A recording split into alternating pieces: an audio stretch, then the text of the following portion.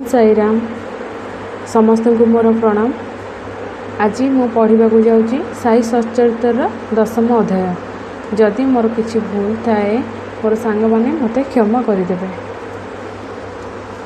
आज आम पढ़ा श्री साई बाबा नित्यचर्या, शयन खट, शिरडीर निवास, तांकर उपदेश और विनम्रता, नानावली और सुगम पथ। श्री साई बाबा को सर्वदा प्रेमपूर्वक स्मरण कर, कारण से सर्वदा अन्यर कल्याण निमित्ते तत्पर तथा आत्मलीन रही था। स्मरण करने द्वारा जीवन और मृत्युर विषम समस्यार समाधान होता है।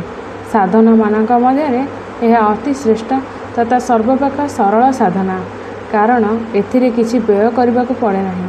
केवल मामूली परिश्रम द्वारा भविष्यत अत्यंत फलदायी होता है।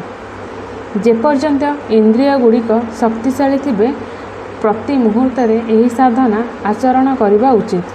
अन्य समस्त देवादेवी केवल भ्रम पाई, गुरु ही साक्षात ईश्वर अटंती। आमको तांकर पवित्र चरण में श्रद्धा रखिबाकु हेबो। से समस्त प्राणीकर भाग्य विधाता तथा प्रेममय प्रभु अटंती। जीए अन्योन्य भाव तांकर सेवा करिवे से यही भवसागर निश्चय मुक्ति लाभ करिवे।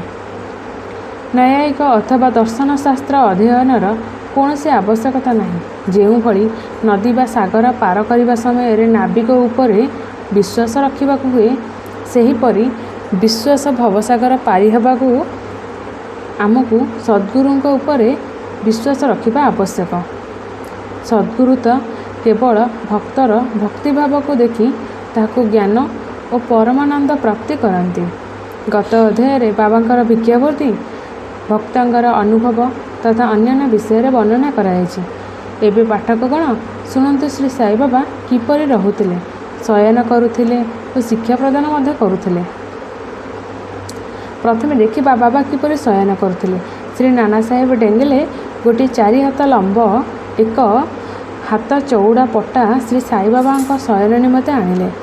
पट्टा को तले रखी शोइबा परिवर्ते बाबा मस्जिद छाତରେ थिबा पुराणा बलारे लुगाधड़ी सहायता ताहाकू बांधी समांतराल भाव झुलाई ताहा उपरे शयन कले। लुगाधड़ीर सामर्थ्य बा केते, तेणु समस्ते यार स्थायित्व नहीं आशंका करुथिले। केवल पट्टार भार बोहिबार जे ता पक्षे संभव नथिला। बाबांग ओजन तो संभाळिब किपरि? जहाँ हो से कथा स्वयं राम ही जानती। तेबे यह बाबांकर एक लीला थिला बोली कह जाय पारे, कारण पुरुणा लुगाधड़ी बाबांक भार संभाली चलीथिला। बाबांकर एही पट्टा उपरे उपवेशन और शयन दृश्य देवता मानक पई मध्य दुर्लभ थिला। समस्ते आश्चर्य हेउथिले जे बाबा किपरि पट्टा उपरକୁ चढ़िबे और सेथिरु ओह्लाइबे। कौतूहलवशतः यार रहस्य देखिबाकू लोक माने उत्कंठार सह चाहि रहुथिले, किंतु केही याकू बुझिबाकू सक्षम हेउनथिले। दिनक दिन भिड़ बढ़िबार लागिबारु दिने बाबा पट्टाटी को भांगी फिंगिदेले।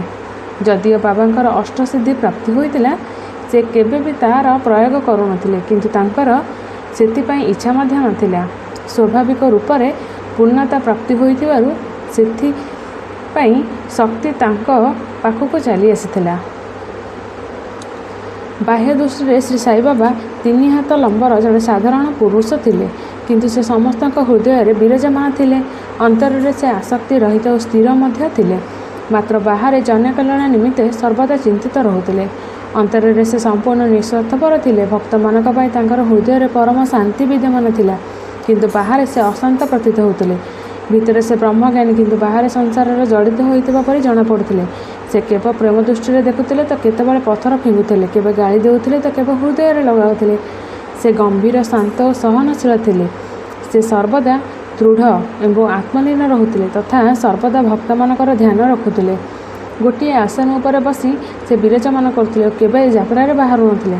ताकर दंड एक छोटिया बाड़ी थिला, जहाको से सर्वदा निज पाखरे साइति रखुथिले। विचारमुक्त होइथिबा जोगु से शांत थिले। कांचन कीर्ति तांकर सामान्य चिंता नथिला। भिक्षावृत्ति द्वारा से जीवन निर्वाह करथिले। तांकर जीवन एही प्रकार थिला। आल्ला मालिक सर्वदा तांकर ओठारे निर्यातित होउथिला। भक्त मानक प्रति तांकर विश्वास और अतुट प्रेम रहिथिला। से आत्मज्ञानर भंडार और परम दिव्य स्वरूप थिले। ଶ୍ରୀ ସାଇବାବାଙ୍କର ଦିବ୍ୟ ସ୍ୱରୂପ ଏହିପରି ଥିଲା, ଏକ ଅପରିମିତ ଅନନ୍ତ ସତ୍ୟ ଅପରିବର୍ତ୍ତନଶୀଳ ସିଦ୍ଧାନ୍ତ, ଯାହା ଅଧୀନରେ ସମଗ୍ର ବିଶ୍ୱ ମୂର୍ତ୍ତିମାନ। ଶ୍ରୀ ସାଇବାବାଙ୍କଠାରେ ତାହା ପରିଗ୍ରହ ହୋଇଥିଲା। ଏହି ଅମୂଲ୍ୟ ନିଧି କେବଳ ସଦ୍ଗୁଣ ସମ୍ପୂର୍ଣ୍ଣ ଏବଂ ଭାଗ୍ୟଶାଳୀ ଭକ୍ତଙ୍କୁ ହିଁ ପ୍ରାପ୍ତ ହୁଏ, ଯେଉଁମାନେ ଶ୍ରୀ ସାଇବାବାଙ୍କୁ କେବଳ ମନୁଷ୍ୟ ବା ସାଧାରଣ ପୁରୁଷ ବୋଲି ମନେ କରନ୍ତି। ସେମାନେ ବାସ୍ତବିକ ଅଭାଗା ବୋଲି ବିଚାରବାକୁ ହେବ। ଶ୍ରୀ ସାଇବାବାଙ୍କ ମାତା ପିତା ତଥା ତାଙ୍କର ଜନ୍ମତିଥି ଠିକ୍ ଭାବରେ କାହାକୁ ବି ଜଣାନଥିଲା। ତଥାପି ଶିରିଡ଼ିରେ ତାଙ୍କର ଅବସ୍ଥାନରୁ ଏ ସମ୍ପର୍କରେ କିଛିଟା ଆକଳନ କରାଯାଇଛି। ଯେତେବେଳେ ବାବା ପ୍ରଥମେ ଶିରିଡ଼ି ଆସିଥିଲେ, ସେହି ସମୟରେ ତାଙ୍କର ବୟସ ପ୍ରାୟ 16 ବର୍ଷ ଥିଲା। ଶିରିଡ଼ିରେ 3 ବର୍ଷ ରହିବା ପରେ ସେ ପୁଣି ଅନ୍ତର୍ଦ୍ଧାନ ହୋଇଗଲେ। କିଛି ବର୍ଷ ପରେ ଔରଙ୍ଗାବାଦ ନିକଟରେ ସେ ପ୍ରକଟ ହେଲେ ଏବଂ ଚାମ୍ପାଟିଲିଙ୍ଗ ବରଯାତ୍ରୀ ସହ ମିଶି ଶିରିଡ଼ିରେ ପୁନଃ ପଦାର୍ପଣ କଲେ। ସେହି ସମୟରେ ତାଙ୍କର ବୟସ 20 ବର୍ଷ ହୋଇଥିଲା। ଏହା ପରଠାରୁ 60 ବର୍ଷ ପର୍ଯ୍ୟନ୍ତ ସେ ଶିରିଡ଼ିରେ ଅବସ୍ଥାନ କଲେ। 1918ରେ ମହାସମାଧିରେ ଲୀନ ହେଲେ। ଏହି ତଥ୍ୟ ଆଧାରରେ ଆମେ କହିପାରିବା, ବାବାଙ୍କର ଜନ୍ମ 1838 ମସିହାରେ ହୋଇଥିଲା। ସପ୍ତଦଶ ଶତାବ୍ଦୀରେ ସନ୍ଥ ରାମଦାସ ପ୍ରକଟ ହୋଇଥିଲେ ଏବଂ ସେ ଯବନମାନଙ୍କଠାରୁ ଗୋ ଓ ବ୍ରାହ୍ମଣ ରକ୍ଷା କାର୍ଯ୍ୟ ସଫଳତାର ସହିତ ସମ୍ପନ୍ନ କଲେ। 2 ଶତାବ୍ଦୀ ଅତିବାହିତ ହେବା ପରେ ହିନ୍ଦୁ ଓ ମୁସଲମାନଙ୍କ ମଧ୍ୟରେ ବୈଷମ୍ୟ ବୃଦ୍ଧି ପାଇଲା। ଏହାକୁ ଦୂର କରିବା ନିମନ୍ତେ ଶ୍ରୀ ସାଇବାବା ପ୍ରକଟ ହେଲେ। ସମସ୍ତଙ୍କ ନିମନ୍ତେ ତାଙ୍କର ଉପଦେଶ ଥିଲା, ରାମ ରହିମ ଏକ ଏବଂ ସେମାନଙ୍କ ମଧ୍ୟରେ କୌଣସି ପ୍ରଭେଦ ନାହିଁ। ତୁମେ ତାଙ୍କର ଅନୁଗାମୀ ହୋଇ କାହିଁକି ପରସ୍ପର ଭିତରେ କଳହ କରୁଛ? ଅଜ୍ଞାନୀ ବାଳକ, 2 ସମ୍ପ୍ରଦାୟର ମଧ୍ୟରେ ଏକତା ରଖି ପରସ୍ପର ମିଳିମିଶି ରୁହ, ଶାନ୍ତିରେ ଜୀବନଯାପନ କର ଏବଂ ଏହିପରି ଭାବରେ ରାଷ୍ଟ୍ରୀୟ ଏକତା ଧ୍ୟେୟ ପ୍ରାପ୍ତି କର। କଳହ ଓ ବିବାଦ ବ୍ୟର୍ଥ ଅଟେ। ପରସ୍ପର ମଧ୍ୟରେ ବିବାଦ ଓ ପ୍ରାଣଘାତକକୁ ହେବାରୁ ନିବୃତ୍ତ ରୁହ। ସର୍ବଦା ନିଜର ହିତ ତଥା କଲ୍ୟାଣ ଚିନ୍ତା କର। ଶ୍ରୀହରି ନିଶ୍ଚୟ ତୁମକୁ ରକ୍ଷା କରିବେ। ଯୋଗ, ବୈରାଗ୍ୟ, ତପ, ଜ୍ଞାନ ଇତ୍ୟାଦି ଈଶ୍ୱରଙ୍କ ନିକଟରେ ପହଞ୍ଚିବାର ପ୍ରକୃଷ୍ଟ ମାର୍ଗ ଅଟେ। ଯଦି ତୁମେ କୌଣସି ମତେ ସଫଳ ଶତକ ହୋଇପାରୁନାହଁ, ତାହେଲେ ତୁମର ଜନ୍ମ ବ୍ୟର୍ଥ ବୋଲି ଜାଣ। ତୁମର ଯିଏ ଯେତେ ବି ନିନ୍ଦା କରୁନା କାହିଁକି, ତୁମେ ପ୍ରତିବାଦ କର ନାହିଁ। ଯଦି କିଛି ଶୁଭ କର୍ମ କରିବାର ଇଚ୍ଛା ହୁଏ ଥାଏ, ତାହେଲେ ସର୍ବଦା ଅନ୍ୟର ଭଲ କର। ସଂକ୍ଷେପରେ ଶ୍ରୀ ସାଇବାବାଙ୍କର ଉପଦେଶ ହେଉଛି, ଉପରୋକ୍ତ କଥା ଅନୁସାରେ ଆଚରଣ ପ୍ରଦର୍ଶନ କଲେ ଜଣକର ଉଭୟ ଓ ଭୌତିକ ଆଧ୍ୟାତ୍ମିକ ଉନ୍ନତି ସମ୍ଭବ ହେବ। ଗୁରୁ ତ ଅନେକ ଅଛନ୍ତି। କେତେକ ଗୁରୁ ଏପରି ଅଛନ୍ତି, ଯେଉଁମାନେ ହାତରେ ବୀଣା ଓ କରତାଳ ଧରି ଦ୍ୱାର ଦ୍ୱାର ବୁଲି ସେମାନଙ୍କର ଧାର୍ମିକ ଭାବ ପ୍ରଦର୍ଶନ କରନ୍ତି। ସେମାନେ ଶିଷ୍ୟର କାନରେ ମନ୍ତ୍ର ଫୁଙ୍କନ୍ତି ଓ ସେମାନଙ୍କର ସମ୍ପତ୍ତି ଶୋଷଣ କରନ୍ତି। ଈଶ୍ୱର ଭକ୍ତି ତଥା ଧାର୍ମିକତାର କେବଳ ସେମାନେ ଅଭିନୟ କରନ୍ତି, ବସ୍ତୁତଃ ସେମାନେ ଅପବୃତ ବା ଆଧ୍ୟାତ୍ମିକ। ଶ୍ରୀ ସାଇବାବା ଧାର୍ମିକ ନିଷ୍ଠା ପ୍ରଦର୍ଶନ କରିବା କଥା କେବେ ମନରେ କଳ୍ପନା କରିନାହାନ୍ତି।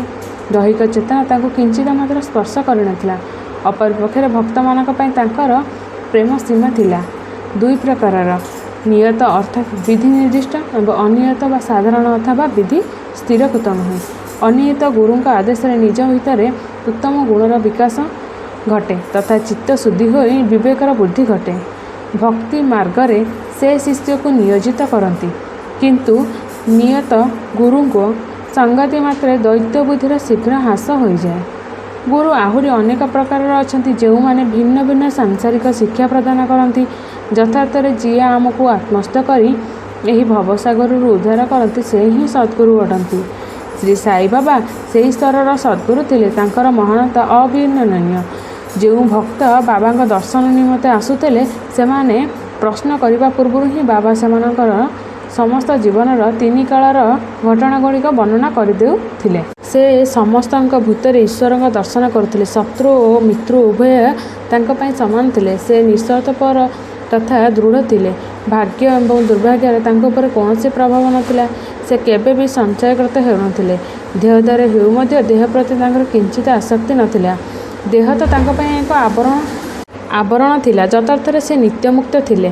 ସେହି ଶିରିଡ଼ିବାସୀଙ୍କ ଜୀବନ ଧନ୍ୟ, ଯେଉଁମାନେ ଶ୍ରୀ ସାଇବାବାଙ୍କୁ ଈଶ୍ୱର ରୂପରେ ଉପାସନା କରୁଥିଲେ। ଶୟନ, ଜାଗରଣ, ଖାଦ୍ୟପେୟ ବେଳେ, ଘରେ ତଥା ବିଲରେ କାର୍ଯ୍ୟ କଲାବେଳେ ସବୁ ସମୟରେ ସେମାନେ ବାବାଙ୍କର ସ୍ମରଣ ତଥା ଗୁଣଗାନ କରୁଥିଲେ। ସାଇବାବାଙ୍କ ଭିନ୍ନ ଦ୍ୱିତୀୟ ଈଶ୍ୱରଙ୍କୁ ସେମାନେ ଜାଣିନଥିଲେ। ଶିରିଡ଼ିର ନାରୀମାନଙ୍କର ପ୍ରେମର ମାଧୁରୀ ତ ଭାଷାରେ ବର୍ଣ୍ଣନା କରିହେବ ନାହିଁ। ସେମାନେ ସମ୍ପୂର୍ଣ୍ଣ ସରଳ ଓ ନିଷ୍କପଟ ଥିଲେ। ସେମାନଙ୍କର ପବିତ୍ର ପ୍ରେମ ଗାଉଁଲି ଭାଷାରେ ଭଜନ ରୂପ ନେଉଥିଲା। ଯଦିଓ ସେମାନେ ଶିକ୍ଷିତ ନଥିଲେ, ତଥାପି ସେମାନଙ୍କର ସରଳ ଭଜନର ବାସ୍ତବିକ କାବ୍ୟର ଝଲକ ଫୁଲି ଉଠୁଥିଲା। ସେଥିରେ କୌଣସି ପ୍ରକାର ପାଣ୍ଡିତ୍ୟ ନଥିଲେ ମଧ୍ୟ ସେମାନଙ୍କର ସଚ୍ଚା ପ୍ରେମରୁ କବିତାର ଅନ୍ତଃସଲୀଳା ଫଲ୍ଗୁଧାରା ଝରି ଆସୁଥିଲା। କବିତା ତ ସଚ୍ଚା ପ୍ରେମର ନିଦର୍ଶନ, ଚତୁର ଶ୍ରୋତାଗଣ ଏହା ହିଁ ଏଥର ଯଥାର୍ଥ ଦର୍ଶନ କିମ୍ବା ରସିକତା ଅନୁଭବ କରିପାରିବେ।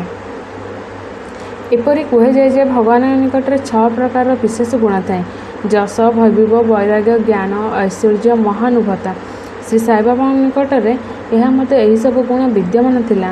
ସେ ଭକ୍ତମାନଙ୍କର ଇଚ୍ଛା ପୂର୍ତ୍ତି ନିମିତ୍ତେ ସଗୁଣ ଅବତାର ଧାରଣ କଲେ। ତାଙ୍କର କୃପା ବଡ଼ ବିଚିତ୍ର ଥିଲା। ଭକ୍ତମାନଙ୍କ ପାଇଁ ସେ ତାଙ୍କ ଶ୍ରୀମୁଖରୁ ଏପରି ବଚନ ପ୍ରକାଶ କରୁଥିଲେ ଯାହାର ବର୍ଣ୍ଣନା କରିବାକୁ ଦେବୀ ସରସ୍ୱତୀ ମଧ୍ୟ ସାହସ କରିବେ ନାହିଁ। ଏହି ବିଷୟରେ ଏଠାରେ ଏକ ରୋଚକ ଦୃଷ୍ଟାନ୍ତ ଉଲ୍ଲେଖ କରାଯାଉଛି। ବାବା ଅତି ବିନମ୍ରତାର ସହିତ କହୁଥିଲେ, ଦାସନଦାସ, ମୁଁ ତୁମର ଋଣୀ ଅଟେ। କିପରି ବିନମ୍ରତା ଦେଖନ୍ତୁ। ଯଦିଓ ବାହ୍ୟ ଦୃଷ୍ଟିରେ ବାବା ବିଷୟ ପଦାର୍ଥକୁ ଉପଭୋଗ କରିବା ପ୍ରତୀତ ହେଉଥିଲା, କିନ୍ତୁ ତାର କିଞ୍ଚିତ ବାସନା ତାଙ୍କ ପାଖରେ ନଥିଲା, କିନ୍ତୁ କାହାର ଉପଯୋଗ କରିବା ଜ୍ଞାନ ମଧ୍ୟ ନଥିଲା। ସେ ଅବଶ୍ୟ ଆହାର ନେଉଥିଲେ, କିନ୍ତୁ ତାଙ୍କ ଜିହ୍ୱାର କୌଣସି ସ୍ୱାଦ ଅଥବା ଶକ୍ତି ନଥିଲା। ସେ ଆଖିରେ ଦେଖୁଥିଲେ, କିନ୍ତୁ ସେହି ଦୃଶ୍ୟର ତାଙ୍କର କୌଣସି ରୁଚି ନଥିଲା। କାର୍ଯ୍ୟ ବିଷୟରେ ସେ ହନୁମାନଙ୍କ ସଦୃଶ ଅଖଣ୍ଡ ବ୍ରହ୍ମଚାରୀ ଥିଲେ। ତାଙ୍କର କୌଣସି ପଦାର୍ଥ ବା ଆସକ୍ତି ନଥିଲା। ସେ ଶୁଦ୍ଧ ଚୈତନ୍ୟ ସ୍ୱରୂପ ଥିଲେ, ଯେଉଁଠାରେ ସମସ୍ତ ଇଚ୍ଛା, ଅହଙ୍କାର ଓ ଅନ୍ୟାନ୍ୟ ପ୍ରୟାସ ବିଶ୍ରାମ ନେଉଥିଲା। ସଂକ୍ଷେପରେ ସେ ନିଃସ୍ୱାର୍ଥପର, ମୁକ୍ତ ଏବଂ ପରବ୍ରହ୍ମ ଥିଲେ। ଏହି କଥାକୁ ବ୍ୟାଖ୍ୟାନ କରିବା ନିମନ୍ତେ ନିମ୍ନରେ ଏକ ରୋଚକ ଦୃଷ୍ଟାନ୍ତ ଉଲ୍ଲେଖ କରାଯାଇଛି। ଶିରିଡ଼ିର ନାନାମଣି ନାମରେ ଜଣେ ବିଚିତ୍ର ଅସାଧାରଣ ବ୍ୟକ୍ତି ଥିଲେ। ସେ ବାବାଙ୍କର ସମସ୍ତ କାର୍ଯ୍ୟର ଦେଖାଶୁଣା କରୁଥିଲେ। ଦିନେ ଯେତେବେଳେ ବାବା ଆସନରେ ଉପବେଶନ କରିଥିଲେ, ସିଏ ସାହସ କରି ବାବାଙ୍କୁ ତାଙ୍କ ଆସନରୁ ହଟିବାକୁ କହିଲେ। କେଉଁ ଦିନରୁ ବାବାଙ୍କ ଆସନରେ ବସିବାକୁ ତାଙ୍କର ବଡ଼ ଇଚ୍ଛା ଥିଲା। ଏବେ ସେ ତାହା ଖୋଲି କହିଦେଲେ। ଆଶ୍ଚର୍ଯ୍ୟର ବିଷୟ ଯେ ବାବା ମଧ୍ୟ କିଛି ନ କହି ଛୋଟ ପିଲାଟି ପରି ନିଜ ଆସନରୁ ଉଠି ପଡ଼ିଲେ ଏବଂ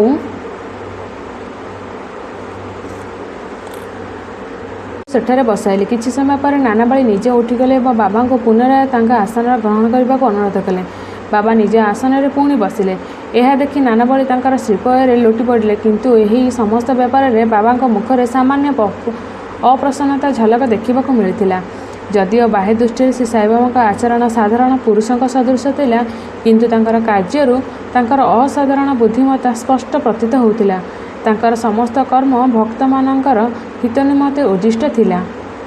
ସେ କେବେ ବି ତାଙ୍କର ଭକ୍ତମାନଙ୍କୁ ଆସନ ବା ପ୍ରାଣାୟାମର ନିୟମ ଅଥବା କୌଣସି ଉପାସନା ଆଦେଶ ଦେଇନଥିଲେ କିମ୍ବା ତାଙ୍କର କାନରେ କୌଣସି ମନ୍ତ୍ର ଫୁଙ୍କିନଥିଲେ। ସମସ୍ତଙ୍କ ପାଇଁ ସେ ତ ଏତିକି କହୁଥିଲେ ଯେ ଚତୁରତା ତ୍ୟାଗ କରି ସର୍ବଦା ସାଇ ସାଇ ସ୍ମରଣ କର। ଏହିପରି ଆଚରଣ କରିବା ଦ୍ୱାରା ସମସ୍ତ ବନ୍ଧନ ତୁଟିଯିବ ଏବଂ ତମର ମୁକ୍ତି ମିଳିଯିବ। ପଞ୍ଚାଗ୍ନି, ତପ, ଜ୍ଞାନ, ସ୍ମରଣ, ଅଷ୍ଟାଙ୍ଗ ଯୋଗ ଆଦି ସାଧନା କେବଳ ବ୍ରାହ୍ମଣଙ୍କ ଦ୍ୱାରା ହିଁ ସମ୍ଭବ। ମନର କାର୍ଯ୍ୟ ହେଉଛି ଚିନ୍ତା କରିବା। କୌଣସି ଚିନ୍ତା ନ କରି ମନ ଗୋଟିଏ କ୍ଷଣ ମଧ୍ୟ ରହିପାରିବ ନାହିଁ। ଯଦିଓ ତୁମେ ମନକୁ କୌଣସି ବିଷୟରେ ଲଗାଇଦେବ, ତାହେଲେ ତାହା ସେହି ବିଷୟ ଚିନ୍ତା କରିବାରେ ଲାଗିବ। ଆଉ ଯଦି ତାକୁ ଗୁରୁଙ୍କୁ ଅର୍ପଣ କରିଦେବ, ତାହେଲେ ତାହା ଗୁରୁଙ୍କ ବିଷୟରେ ହିଁ ଚିନ୍ତା କରିବ। ଆପଣମାନେ ଅତି ଧ୍ୟାନ ସହକାରେ ଶ୍ରୀ ସାଇଙ୍କର ମହାନତା ତଥା ଶ୍ରେଷ୍ଠତା ସମ୍ପର୍କରେ ଶ୍ରବଣ କଲେ। ଏହି କଥା ସାଂସାରିକ ଭୟକୁ ଦୂର କରି ଆଧ୍ୟାତ୍ମିକ ପଥରେ ଅଗ୍ରସର କରାଏ। ଏଥିନିମନ୍ତେ ଏହି କଥାକୁ ସର୍ବଦା ସ୍ମରଣ କର ଏବଂ ମନନ କରି ଆଚରଣରେ ମଧ୍ୟ ପାଳନ କରିବା ଉଚିତ। ସାଂସାରିକ କାର୍ଯ୍ୟରେ ପ୍ରବୃତ୍ତ କରି ରହି ମଧ୍ୟ ନିଜର ମନ ସାଇ ଏବଂ ତାଙ୍କର ନିୟୋଜିତ କରାଯାଇପାରିବ। ଏପରି କଲେ ସାଇଙ୍କ କୃପା ଯେ ଲାଭ ହେବ ତାହା ନିଶ୍ଚିତ। ତେବେ ଏହା ଅତି ସରଳ ମାର୍ଗ ହୋଇଥିଲେ ମଧ୍ୟ ସମସ୍ତେ ଏହା ଅବଲମ୍ବନ କରି ନ ପାରିବାର କାରଣ କ'ଣ? କାରଣ କେବଳ ଏହା ଯେ ଈଶ୍ୱର କୃପା ଅଭାବରୁ ଲୋକମାନଙ୍କ ମଧ୍ୟରେ ସନ୍ଥ ମହିମା ଶ୍ରବଣ କରିବାକୁ ରୁଚି ଉତ୍ପନ୍ନ ହୁଏ ନାହିଁ। ଈଶ୍ୱରଙ୍କ କୃପାରୁ ପ୍ରତ୍ୟେକ କାର୍ଯ୍ୟ ସୁଚାରୁ ରୂପେ ହୁଏ, ସୁନ୍ଦର ଢଙ୍ଗରେ ସମ୍ପନ୍ନ ହୋଇଥାଏ। ସନ୍ଥଙ୍କ କଥାର ଶ୍ରବଣ ସନ୍ଥ ସମାଗମ ସଦୃଶ ଅଟେ। ସନ୍ଥ ସାନ୍ନିଧ୍ୟ ମହତ୍ତ୍ୱ ଅତି ମହାନ ଅଟେ। ତାହାଦ୍ୱାରା ଦୈହିକ ଚେତନା, ଅହଙ୍କାର ଏବଂ ଜନ୍ମ ମୃତ୍ୟୁ ଚକ୍ରରୁ ମୁକ୍ତିଲାଭ ହୋଇ ପରମାନତ୍ୟ ପ୍ରାପ୍ତି ହୁଏ। ହୃଦୟର ସମସ୍ତ ଗ୍ରନ୍ଥି ଖୋଲିଯାଏ ଏବଂ ଈଶ୍ୱରଙ୍କ ସହିତ ଯିଏକି ଚୈତନ୍ୟ ଘନ ସ୍ୱରୂପ ମିଳନ ହୋଇଯାଏ। ବିଷୟ ଶକ୍ତିରୁ ବିରକ୍ତି ବୃଦ୍ଧି ପାଏ ଏବଂ ଦୁଃଖ ତଥା ସୁଖରେ ସ୍ଥିର ରହିବାର ଶକ୍ତି ପ୍ରାପ୍ତ ହୁଏ ଏବଂ ଆଧ୍ୟାତ୍ମିକ ଉନ୍ନତି ସୁଲଭ ହୋଇଥାଏ। ଯଦି ତୁମେ କୌଣସି ସାଧନା, ନାମସ୍ମରଣ, ପୂଜନ, ଭକ୍ତି ଇତ୍ୟାଦି କରୁନାହଁ, ତଥାପି ଯଦି ତୁମେ କେବଳ ଅନନ୍ୟ ଭାବରେ ସନ୍ଥଙ୍କ ଶରଣାଗତି ହେଉଛ, ତାହେଲେ ମଧ୍ୟ ସେ ତୁମକୁ ସହଜରେ ଭବସାଗରରୁ ପାର କରିବେ। ଏହି କାର୍ଯ୍ୟ ନିମିତ୍ତେ ସନ୍ଥ ବିଶ୍ୱରେ ପ୍ରକଟ ହୁଅନ୍ତି। ପବିତ୍ର ନଦୀ ଗଙ୍ଗା, ଯମୁନା, ଗୋଦାବରୀ, କୃଷ୍ଣା, କାବେରୀ ଆଦି ସଂସାରର ସମସ୍ତ ପାପକୁ ଧୋଇ ଦେଉଥିଲେ ମଧ୍ୟ ସେମାନଙ୍କର ବି ଇଚ୍ଛା ଥାଏ ଯେ କୌଣସି ସନ୍ଥ ବା ମହାତ୍ମା ନିଜର ଚରଣ ସ୍ପର୍ଶରେ ତାଙ୍କୁ ପବିତ୍ର କରନ୍ତୁ। ସନ୍ଥମାନଙ୍କର ପ୍ରଭାବ ଏହିପରି। ଗତ ଜନ୍ମର ଶୁଭକର୍ମର ଫଳ ଯୋଗୁଁ ହିଁ ଶ୍ରୀ ସାଇଙ୍କର ଚରଣ ପ୍ରାପ୍ତି ସମ୍ଭବ ହୁଏ। ଏବେ ଶ୍ରୀ ସାଇଙ୍କ ମୋହ ବିନାଶକ ଚରଣର ଧ୍ୟାନ କରି ଏହି ଅଧ୍ୟାୟ ସମାପ୍ତ କରିବା। ତାଙ୍କର ସ୍ୱରୂପ କେତେ ସୁନ୍ଦର ମନୋହର। ମସଜିଦର କୋଣରେ ଦଣ୍ଡାୟମାନ ହୋଇ ସେ ଭକ୍ତଗଣଙ୍କୁ ସେମାନଙ୍କର କଲ୍ୟାଣ ନିମିତ୍ତ ଉଦି ବିତରଣ କରୁଛନ୍ତି। ଯିଏ ଏହି ବିଶ୍ୱକୁ ମିଥ୍ୟା ମନେକରି ସଦା ଆତ୍ମାନନ୍ଦରେ ନିମଗ୍ନ ରହୁଥିଲେ, ସେହି ସଚ୍ଚିଦାନନ୍ଦ ସାଇ ମହାରାଜଙ୍କ ଚରଣ କମଳରେ ମୋର ବାରମ୍ବାର ପ୍ରଣାମ। ଶ୍ରୀ ସଚ୍ଚିଦାନନ୍ଦ ସଦ୍ଗୁରୁ ସାଇନାଥପଣମସ୍ତୁ। ଶୁଭମ୍ ଭବତୁ। ଓମ୍ ସାଇରାମ, ଓମ୍ ସାଇରାମ, ଓମ୍ ସାଇରାମ।